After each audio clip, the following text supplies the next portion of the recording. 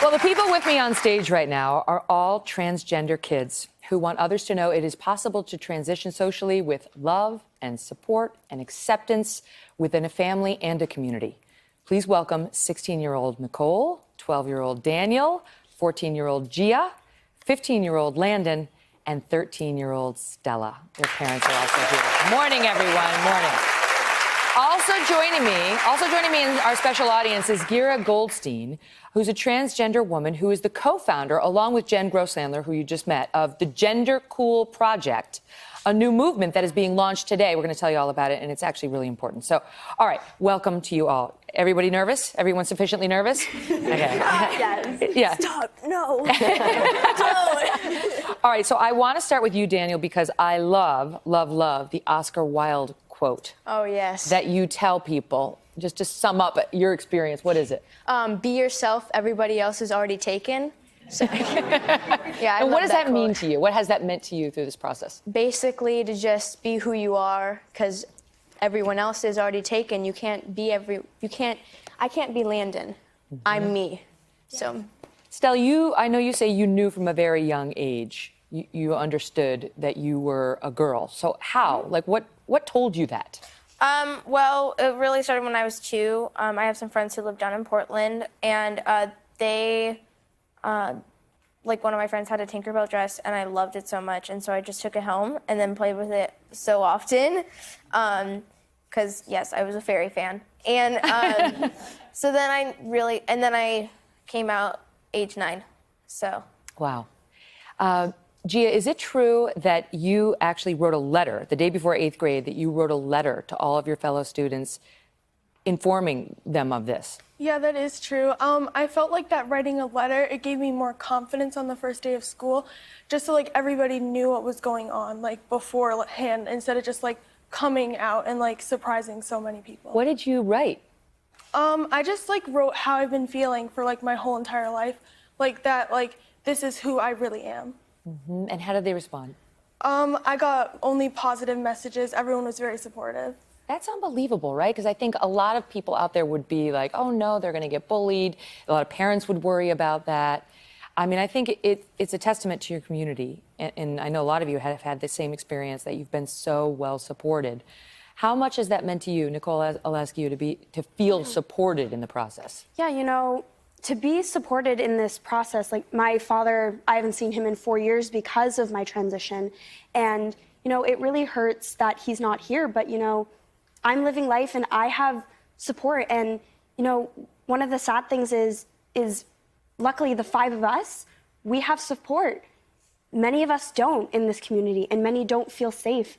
And that shouldn't be that way, because everybody should be free to be themselves and live their lives as who they are, so they don't have to worry about discrimination. And that starts with all of us working on this movement and not showing all of the sad stories, and showing how amazing trans people are, and not just focusing on the trans piece. We are so much more than just trans people.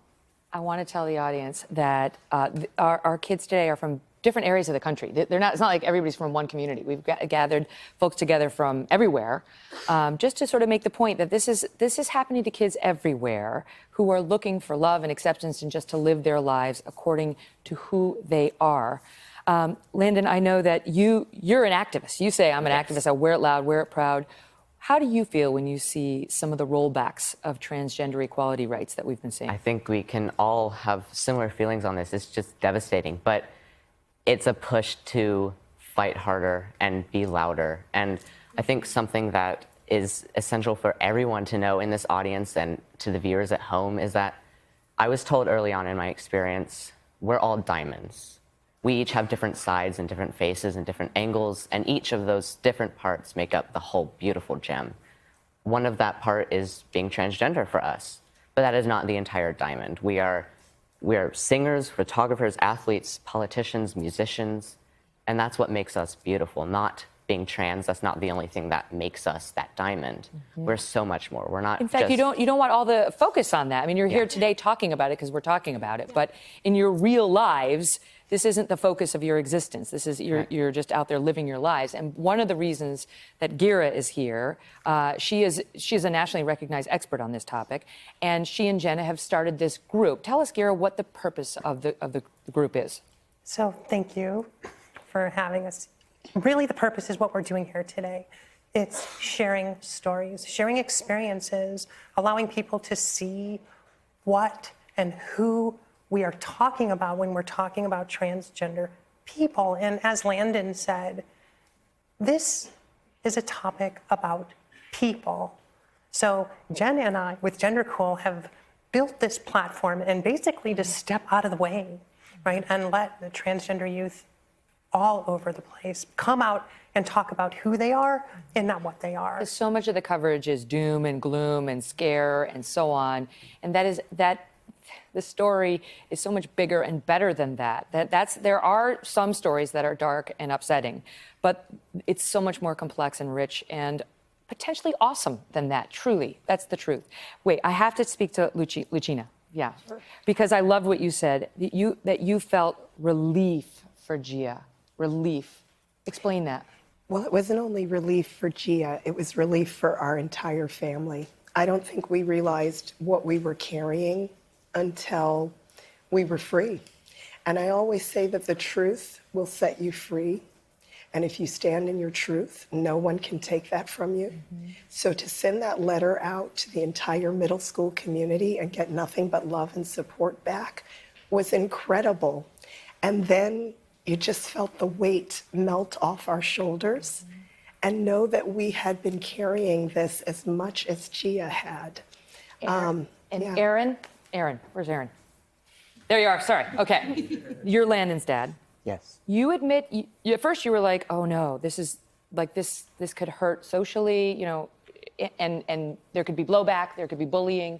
You had never met a transgender person before. Talk about your process in getting to the place you are now. I think most of us as parents, the last thing we want for our kids is for their life to be hard. We want them to have all the opportunity that we had and more.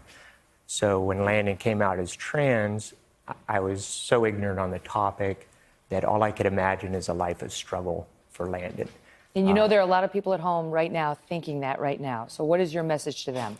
My message to them is these 5 kids are a perfect example of the beauty that happens when a child is loved and fully embraced for who they are. Well said. Well said. Thank you all for sharing your stories.